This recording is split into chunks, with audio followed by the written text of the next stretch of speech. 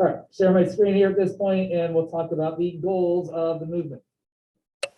Three main goals that would be front and center at the beginning of the movement and continuing on into the 1960s. Number one, end segregation. This is obviously a component that is addressed through the Brown decision. However, Brown will only be addressing public education.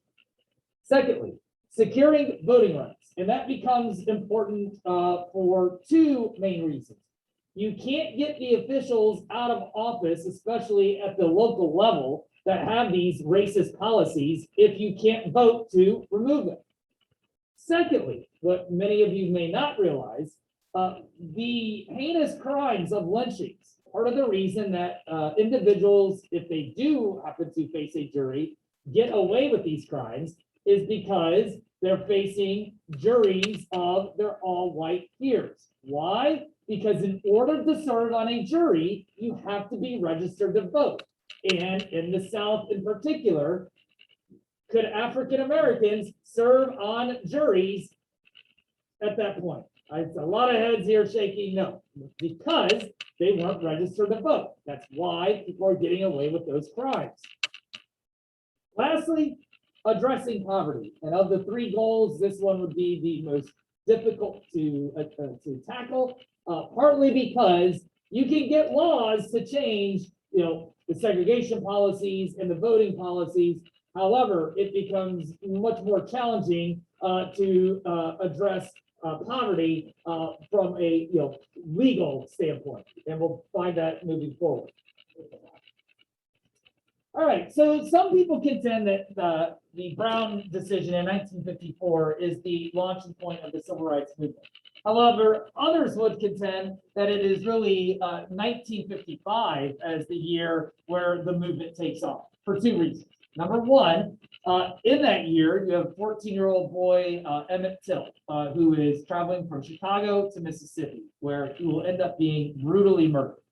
And it's his mom who insists on an open casket back in Chicago. And that courage of his mother helped to expose what was going on in the South to many people in the North.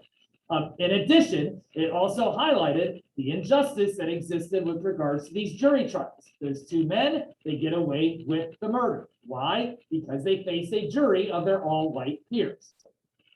In addition, in 1955, we'll have the Montgomery bus boycott, which was planned and executed with a specific strategy in mind. And obviously, you know about the arrest of Rosa Parks, but Claudette Colvin was the woman who was arrested about a year earlier, and they used that sort of as a testing point prior to launching the boycott. So, major issue, looking at segregation on public transportation. So again, going back to Brown ended segregation in public education. It did not address other areas. 1 year after the boycott, the Supreme Court will declare that segregation on public transportation could no longer exist. Now, this included not only buses themselves, but it also applied to the bus terminals. And this is what will set up then the 1961 Freedom Riders. They will ride down to the South to see if the Southern states are adhering to the Supreme Court decision. So, two major impacts here. Number one, Martin Luther King will emerge as the real face and leader of the movement through the Montgomery Improvement Association. And it is the success then of that nonviolent civil disobedience that was used in the bus boycott that will then be a catalyst to using that strategy moving forward. That obviously will present one side of the movement. By the time we get to the mid-1960s, the movement will start to take a turn in a very different direction. All right, so we'll talk about Brown, but I think what you need to understand from Brown is that there were actually two decisions that were made, right? There is Brown 1 and there is Brown 2. In Brown 2, the court said it will be up to the local school boards to desegregate at all quote unquote deliberate speed, meaning that you are leaving the local school boards in charge of determining when and how desegregation should occur. probably a little problematic if you're leaving that decision over to the southern states who are staunch segregationists. And that is what then provides for the backdrop to the situation in Little Rock. And ultimately, what do we have as the corner piece of the argument? Southern states claiming states' rights, probably heard that before, right? States' rights versus federal power. So the issue then becomes, how would the federal government respond to Southern resistance? Because in the aftermath of the Brown decision, you have what's known as the Southern Manifesto that's coming from Congress, and this massive resistance campaign that's coming from these Southern states, because they look at Brown and say, whoa, wait a second. If they're desegregating schools, well, what's next? Could be the hotels, could be the restaurants.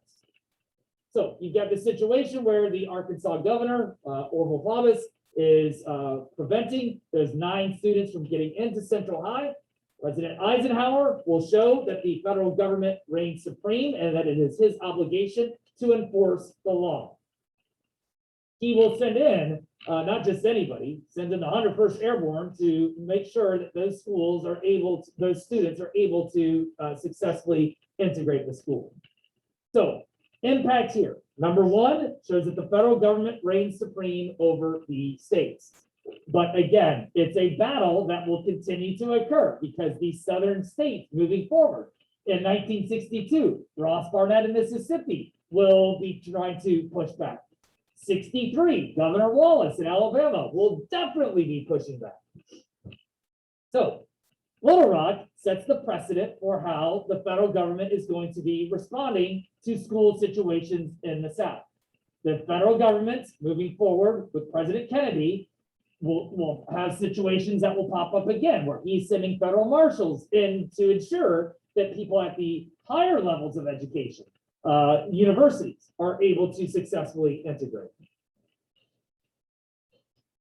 It also then proves that successful integration can occur if the federal government is going to strong arm these southern states. And so that proves to be the battleground moving forward.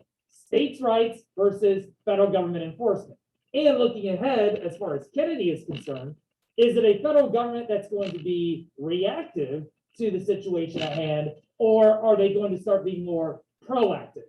That's something that we'll address within the context of the 60s upon our return. So at this point, if you have not pulled up your Brown questions, please make sure you go ahead and do so.